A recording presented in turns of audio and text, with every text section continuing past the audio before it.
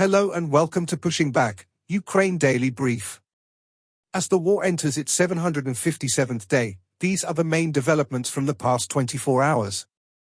Russia has lost approximately 434,710 troops in Ukraine since the beginning of the war, the General Staff of Ukraine's armed forces reported.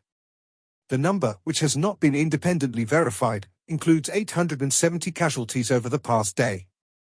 According to the released Ukrainian figures, Russia lost 8 tanks, 37 armored combat vehicles, 35 artillery systems, 23 drones, 31 cruise missiles, 45 vehicles, and 8 pieces of special equipment.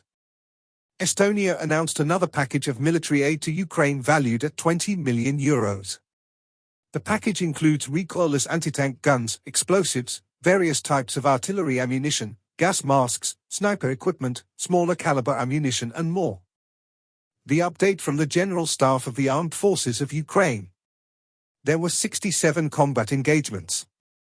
The enemy launched a total of 36 missile and 50 air strikes, carried out 96 multiple launch. The Ukrainian Air Force launched air strikes on 7 concentrations of troops, weapons and military equipment and 2 anti-aircraft missile systems of the occupiers. The Ukrainian missile forces hit 1 artillery system and 2 air defense systems of the Russian invaders.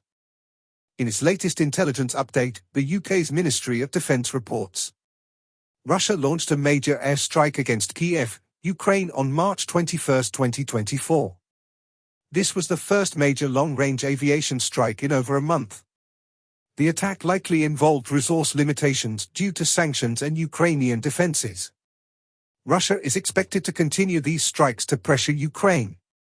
This highlights the shift towards long-range attacks as short-range air power struggles to make a significant impact on the war.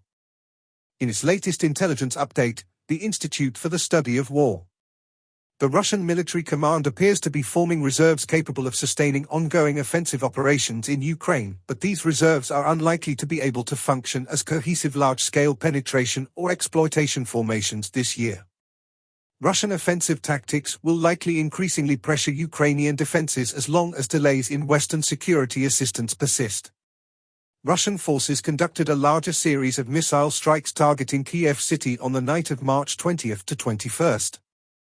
NATO Military Committee Chairperson Admiral Rob Bauer stated that neither Ukraine nor NATO prompted Russia to invade Ukraine and that Ukrainian forces' adaptations and innovations have in part changed modern warfare. The Russian Ministry of Defense announced on March 21 that Vice Admiral Konstantin Kabantsov became acting commander of the Russian Northern Fleet. Bloomberg reported on March 20 that an unspecified source close to the Kremlin stated that the all-Russian pro-Ukrainian incursions into Belgorod Oblast are forcing the Russian military to divert forces from the front line to Belgorod Oblast, although ISW has not observed such claims.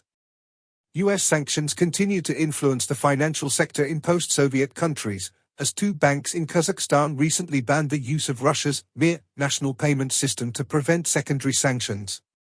Russian officials continue to highlight the work of Russia's defense industrial base in supporting the Russian invasion of Ukraine. Russian forces recently made confirmed advances near Bakhmut and in East Bank Kherson Oblast amid continued positional engagements along the entire line of contact. In Zelensky's nightly address, he thanked air defense forces for shooting down missiles and urges partners to supply more advanced systems like Patriots. He criticizes that sanctions on Russia are not yet enough because many missiles include components from Western companies. He calls for stricter enforcement and closing loopholes. He went on to mention meetings with military, intelligence and international partners where they discussed strengthening defense, economic aid and Ukraine's potential EU membership. He concludes by expressing gratitude to those who support Ukraine and emphasizing Ukrainian strength and determination to win. Thanks for following today's updates. Please don't forget to like and subscribe for more content. We'll return tomorrow with the latest news on the ongoing conflict.